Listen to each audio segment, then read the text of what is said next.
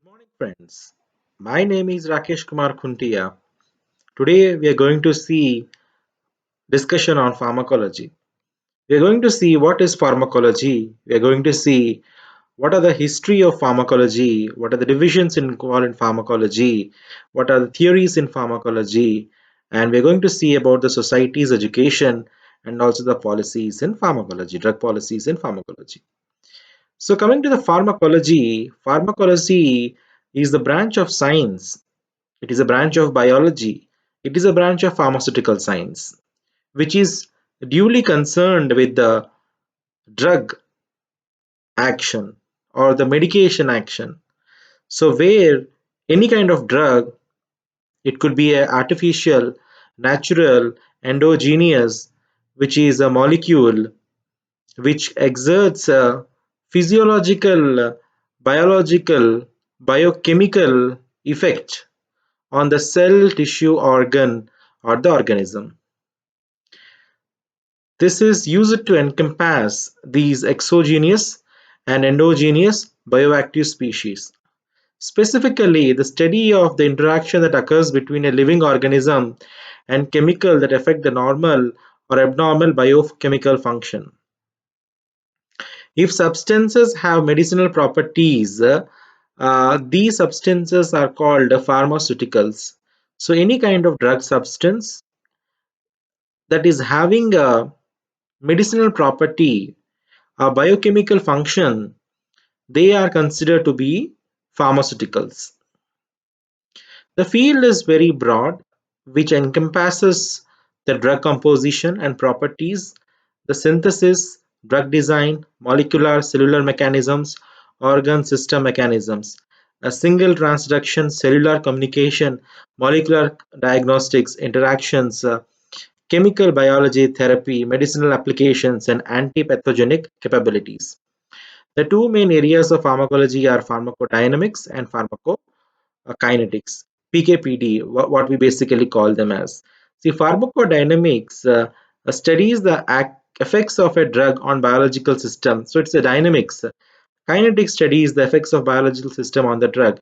In a broader sense, pharmacodynamics issue discusses the chemical with biological receptors, and pharmacokinetics discusses with the ADME, which is nothing but absorption, distribution, metabolism, and excretion, which we call it as ADME of chemicals from the biological systems. Pharmacology is not the synonym which is used with pharmacy, but the two terms are frequently confused. Pharmacology is a biomedical science which deals with the discovery, the characterization of chemicals, research which shows biological effects and the explanation of cellular and organismal function in the relation to the chemicals. So it's basically the the chemical reaction that is happening within the body by consumption of the biological or a pharmaceutical or a chemical substance.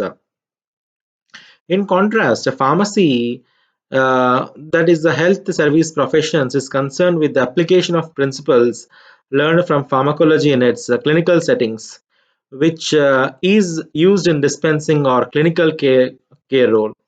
In other fields, we see the primary contrast between the two is either a distinction between direct patient care, pharmacy practice, and the science that is oriented, which is relation to the field science of research driven by pharmacology. So, coming to the terminology of pharmacology, pharmacology is nothing but a Greek word from pharmakon, derivation of called drug poison, and logos is nothing but a study. So, in short, the study of drugs is called as pharmacology. So, pharmakon is related to pharmakos, which is the ritualistic sacrifice or exile of human scapegoat or victim in ancient Greek religion. The modern term pharmacon is used more specifically than the drug because the drug is the endogenous substance. It includes the biological active substances which are not used as drugs. Typically, the pharmacological effects includes agonist and antagonist, but the enzymes also are included here, which could be an inhibitors also, such as the MAO inhibitors, that is monoamine oxidase inhibitors. Coming to the history of pharmacy, in particular, we are discussing the pharmacology. The origins of clinical pharmacology date back to the Middle Ages with pharmacognosy and the Avicenna's, the canon of Avicenna's, the canon of medicine. Peter of Spain's commentary on Isaac Newton. So, the John of St. Amandus commentary on the Antidote of Nicholas.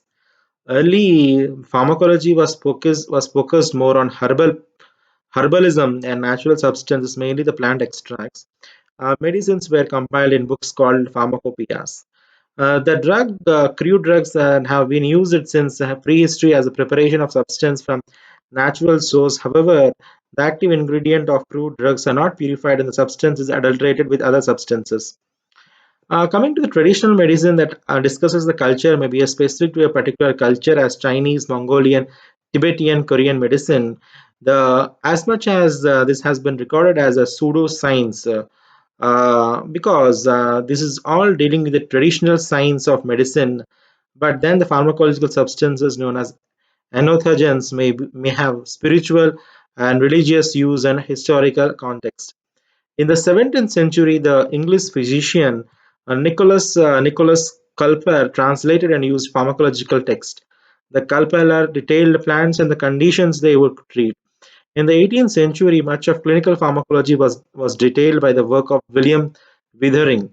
Pharmacology as a scientific discipline did not further advance until the mid 19th century amid the great biomedical resurgence of that period. Before the second half of the 19th century, the remarkable potency and specificity of the action of drugs such as morphine, quinine, digitalis were explained vaguely with the reference of extraordinary chemical powers and the affinities which were being used for the organs and tissues. The first pharmacology department, which was being established in 1847 by Rudolf Buchin in recognition to understand how the therapeutic drugs and the poisons drug effects by Rudolf Bichmin. Subsequently, the Department of Pharmacology in England was set up in 1905 at the UCL, University College of London. The pharmacology developed in the 19th century as a biomedical science because this branch is connected, correlated with the fields of medical medicine and also the biology, which applies the principles of science experimenting to the therapeutic context. The advancement of research techniques propelled pharmacological research and understanding. The development of the organ bath preparation here, where tissue samples are connected to recording devices such as myograph and physiological responses are recorded after drug application, allowing the analysis of drugs' effects on tissues. The development of ligand binding assay in 1945 allowed quantification of the binding affinity of drugs at chemical targets. The modern pharmacologists use genetics, biochemistry, molecular biology, and other advanced tools to transform information about molecular mechanisms and target into therapies that are directed against diseases, defects, or pathogens, and create methods for preventive care, diagnostics, and ultimately the personalized medicine. Coming to the divisions in pharmacology is divided into many sub-disciplines, each with a specific focus. One is on clinical practice discovery, one is systems of the body, and based upon the drug discovery. So we are going to see about the divisions of pharmacology. So coming to the divisions of pharmacology, pharmacology can focuses on specific systems comprising the body. Divisions related to bodily systems study the effects of drugs in different systems of the body. These include neuropharmacology in the CNS and PNS, immunopharmacology in the immune system. Other divisions include CVS, renal and endocrine pharmacology. Psychopharmacology is study of use of drugs that affects the psych, mind, behavior, antidepressants, example in treating the depression, mental disorders. It incorporates approaches and techniques from neuropharmacology, animal behavior, behavioral neuroscience, and is interested in the behavioral neurobiological mechanism of action of psychoactive drugs. The related field of neuropsychopharmacology focuses on the effect of drugs at the overlap between the nervous systems and also the psyche. So, pharmacometabolomics is also known as pharmacometabonomics. It is a field in which the system from metabolomics, the quantification and analysis of metabolites produced by the body.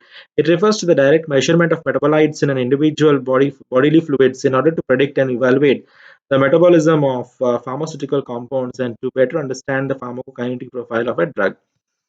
Pharmacometabolomics, this is an applied to measure the metabolite levels, which is been done after administration of a drug.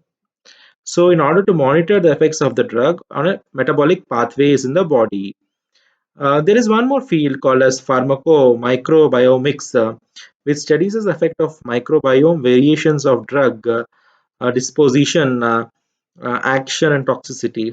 This microbiomics is concerned with the interaction between the drugs and the gut microbiome.